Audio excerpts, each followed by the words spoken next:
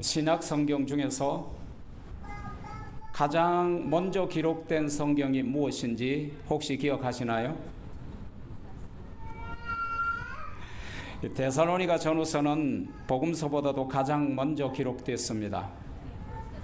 이 데살로니가 전서는 바울이 고린도 교회에 머물러 있을 때에, 그러니까 주님 주후 51년에 기록된 것입니다. 그러니까 예수님이 부활 승천하신 지 20년도 안 된 그런 때였습니다.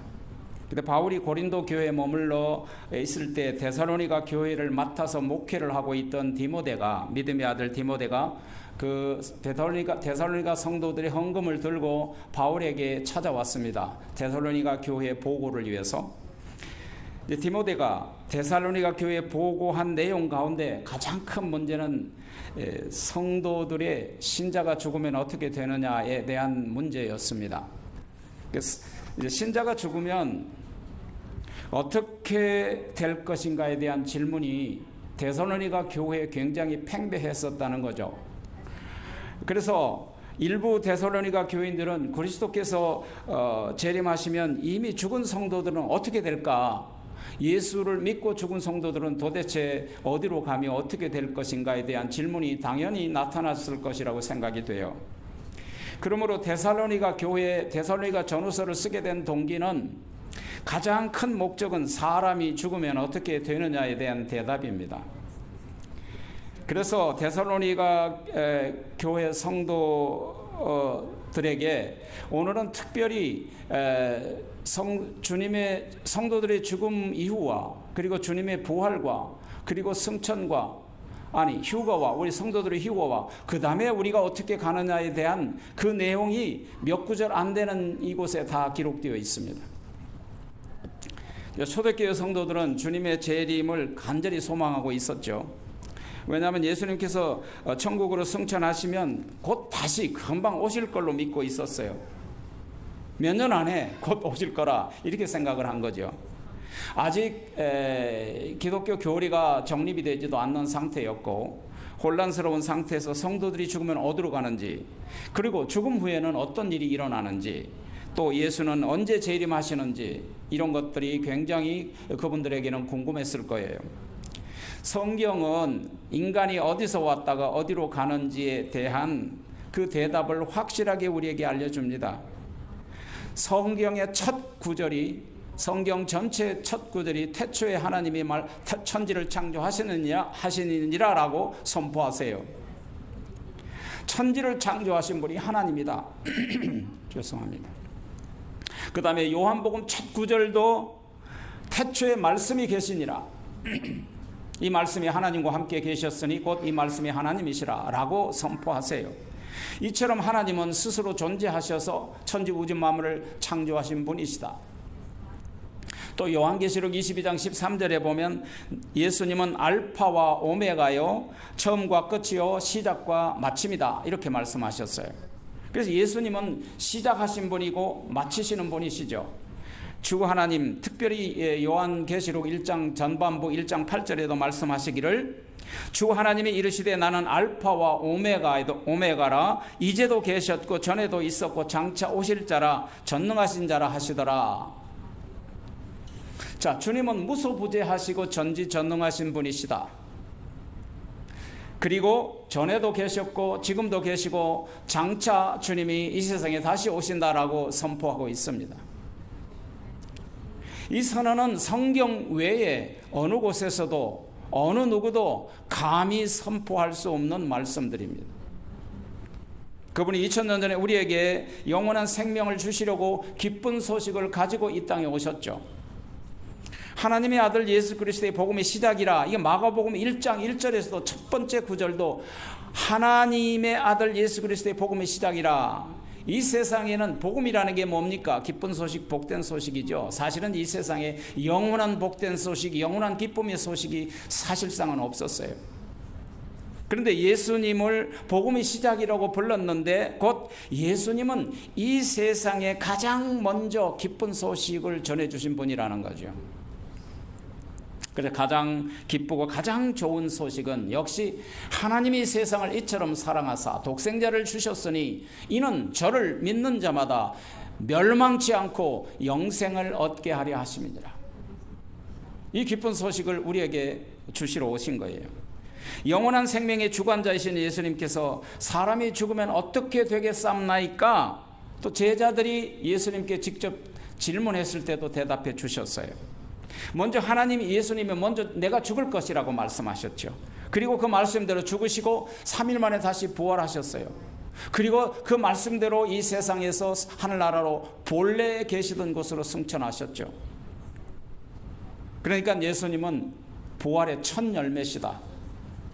그럼에도 불구하고 그때도 계셨고 지금도 계시고 그렇듯이 아직도 많은 사람들이 그전에도 그렇고 지금도 그렇고 이 세상에도 예수님의 부활, 우리의 부활을 믿지 않는 사람들이 태반이에요. 그래서 예수님께서 친히 말씀하셨죠. 요한복음 20장 9절에서 그들은 성경에 그가 죽은 자 가운데서 다시 살아나야 하신 말씀을 아직도 너희는 믿지 아니하는도다 이렇게 말씀하셨죠. 그래서 세상의 학문은 사람이 죽으면 어떻게 되는지 절대 몰라요. 세상에 어떤 철학가도 그걸 알 수가 없었어요. 그런데요, 오직 예수님을 믿으면 우리가 어디로 갔다 어디로 오는지를 알게 돼요. 그렇다면 우리가 어떤 초등학문보다도 어떤 철학자들보다도 사실은 성도들이 훨씬 더 영적으로 깨어있는 훨씬 위대한 성도들이죠. 오직 예수님 안에 생명과 세계로 나가는 길이 있다. 오늘 부활절 주일을 맞이해서 오늘 본문에 나타난 세 가지의 중심 주제를 함께 나누도록 하겠습니다. 자, 믿는 자가 죽으면 어떻게 되느냐? 믿는 자가 죽으면 몸은 땅에 묻히고 영혼이 천국으로 올라간다. 여러분 이걸 잘 듣고 마음에 새기셔야 됩니다. 내가 어떻게 죽으면 어떻게 되는지 모르고 신앙생활하면 어떻게 되겠어요? 하나님의 백성들이 죽으면 몸은 이 세상에 묻히지만 어떻게 돼요? 영혼은 하늘나라로 간다는 거죠. 오늘 보면 14절에서 그 말씀을 하세요. 우리가 예수에 죽었다가 다시 사심을 믿을진데 이와 같이 예수 안에서 자는 자들도 하나님이 저와 함께 데리고 오시리라. 이 말씀을 잘 생각해 보세요. 우리가 예수 믿었다가 다시 사심을 믿는다. 자, 예수님이 죽으셨다가 부활하심을 믿지 않는 성도가 어디 있어요? 우리는 그냥 믿어져요. 의심하지 않는단 말이죠. 그리고 예수님께서도 주님 자신의 재림에 대해서도 말씀하셨죠. 마가복음 13장 전체에서 주께서 말씀하셨어요. 그때에 그 말입니다. 예수님이 재림하실 때에 예수님 인자가 구름을 타고 큰 권능과 영광으로 오는 것을 사람들이 보리라. 여기 사람들이 보리라는 것은요, 예수님은 비밀리에 오지 않으세요. 이 말씀은 예수님이 재림하실 때는 땅 끝에서부터 땅 끝까지 모든 인류가 다 한꺼번에 일시에 보이도록 오세요. 예수님 어디 오셨대? 그 말 믿지 말라고 예수님이 그랬잖아요. 골방에 있다 해도 믿지 말 것이요, 산 꼭대기에 있다 해도 믿지 말 것이요, 어디에 있다 해도 믿지 말라고 예수님이 그래서 당부하고 가신 거예요. 일시에 보게 오세요. 내가 못 봤다면 못 본 거예요. 예수 믿지 않는 사람도 보게 돼 있어요. 그래 예수님이 13장에서 그렇게 말씀하시고, 내가 진실로 너희에게 말하노니 이 시대가 지나가기 전에 이 일이 다 이루어지리라. 예수님이 친히 그렇게 말씀하셨거든요. 이 시대가 다 지나가기 전에 재림 심판하실 것이라고 분명히 말씀하신 거예요. 그러니까 이 말씀과 더불어서 특히 진실로 너에게 이르노니 주님이 말씀하시기를 특히 마태복음 16장 28절에서 이런 말씀을 하셨죠. 진실로 내가 너에게 이르노니, 여기 섰는 사람 중에, 여기 섰는 사람은 지금 예수님이 말씀을 선포하고 계실 때 섰는 사람이에요. 섰는 사람 중에 죽기 전에 인자가 그 왕권을 가지고 오는 것을 볼 자도 있으리로다 그랬거든요. 그러니까 예수님이 제자들에게 이렇게 말씀을 하시고 약속하신 거예요. 이 시대가 지나가기 전에 심판이 이루고, 그리고 제자들 중에 죽기 전에, 그 말씀을 듣는 자 중에 죽기 전에 예수님이 왕권을 가지고 오는 모습을 볼 수 있을 것이라고 하니까 제자들이 다 오해를 한 거예요. 다시 말하면 이 말씀을 문자 그대로 해석했다는 거예요. 문자 그대로 받아들였다는 거죠. 자기들이 죽기 전에 재림이 이루어지는데 구태여 이 일할 필요가 없다고 생각하고 방탕하게 살거나 재산을 다 팔아서 처분하고 무의도식하면서 종말만 기다리는 성도들이 굉장히 많이 늘어났어요. 그 당시에. 뭐 지금도 그런 교파들이 있죠.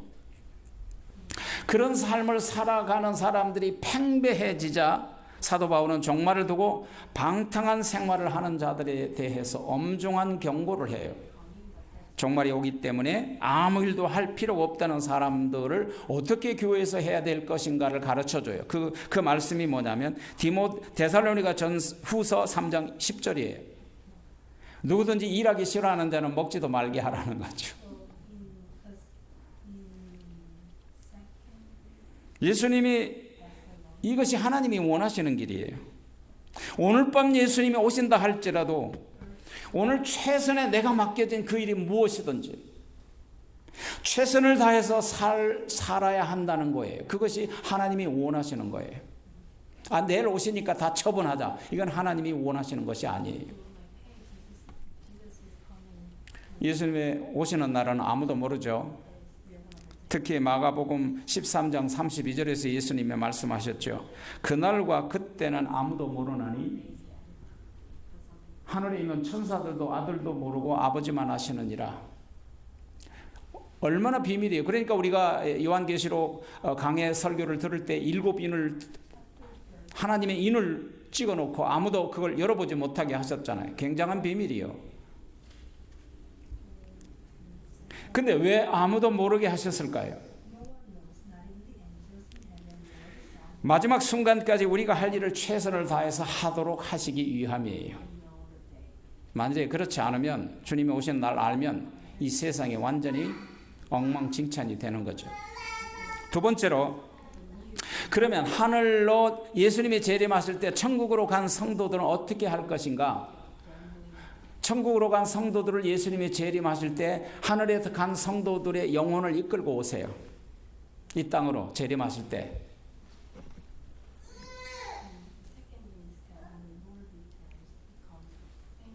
당시 그리스도인들의 가장 큰 관심사는 우리가 죽으면 어떻게 되느냐. 그래서 사도 바울은 그 궁금증을 오늘 가르쳐 주는 거죠.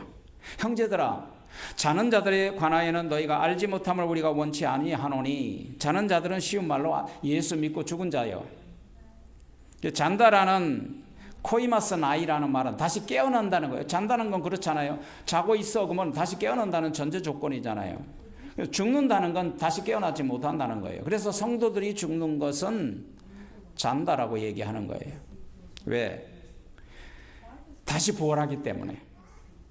여러분, 이 잔다라는 표현을 신약에서만 사용한 게 아니에요. 구약에서도 똑같이 말씀하셨는데, 특히 구약에 다윗이 죽을 때 성경이 그렇게 기록하잖아요. 열왕기상 2장 10절에 보면 다윗이 그 열조와 함께 누워 자다 그랬어요. 그러니까 구약시대에 믿는 성도들도 잔다라는 표현을 성경이 말씀하고 있다는 거죠. 특히 미국 교인들이 돌아가실 때 보면, 미국 사람들이 장례식 때 보면 He asleep이라고 해요. He asleep.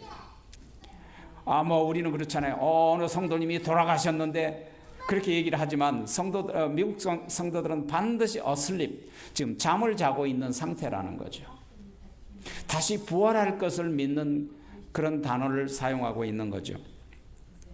그래서 이것이 뭐예요? 우리가 다 믿는 사람들의 소망이잖아요. 우리가 다시 살아나는 부활이 소망이잖아요. 육신은 죽어서 그 땅에 묻히고 영혼은 들려서 하늘나라로 가는데, 예수님이 다시 재림하실 때 하늘나라로 간 그 영혼들이 하나님 보좌 앞에서 천만 천천 만만의 천사들과 함께 하나님을 찬양하고 영광을 드리다가 주님이 오실 때 먼저 간 모든 영혼들을 이끌고 오시는 거예요. 그러니까 부활할 수 있는 것은 전적인 주님의 능력이에요. 주님이 하게 하시는 거죠.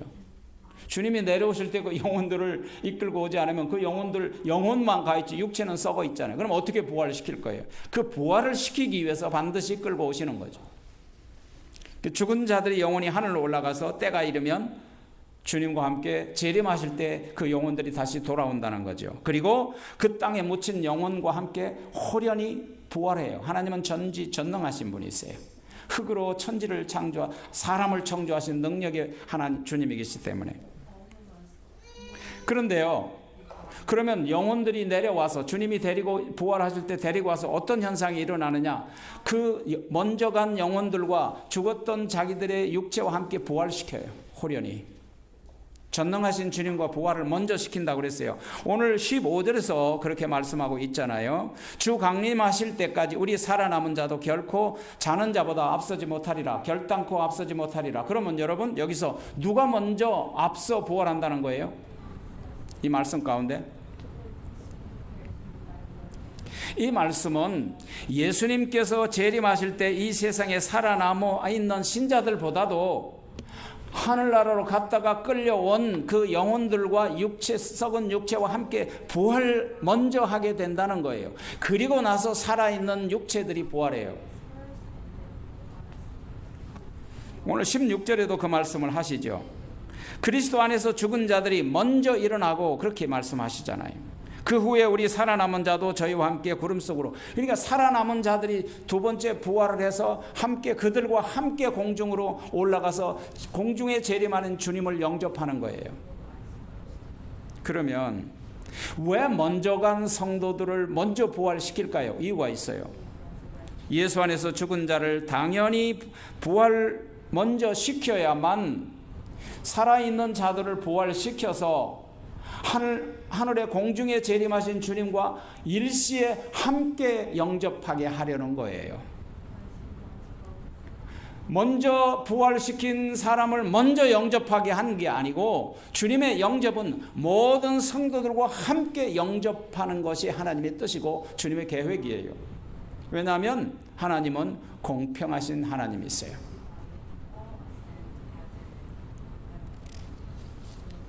그래서 주님이 오실 때 먼저 간 영혼들을 데리고 와서 부활시킨다는 것까지. 자, 그러면 세 번째.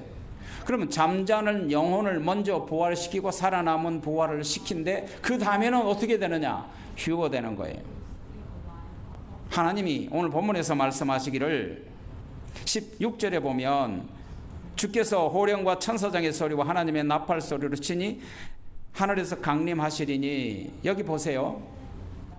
함께 읽어볼까요? 주께서 호령과 천사장의 소리와 하나님의 나팔로 치니 하늘로부터 강림하시리니. 그리스도 안에서 죽은 자들이 먼저 일어나고. 여기 나와 있잖아요. 여러분, 여기에서 특이한 점이 세 가지가 있는데 혹시 발견하셨나요? 특이한 점은 세 가지 소리가 있다는 거예요.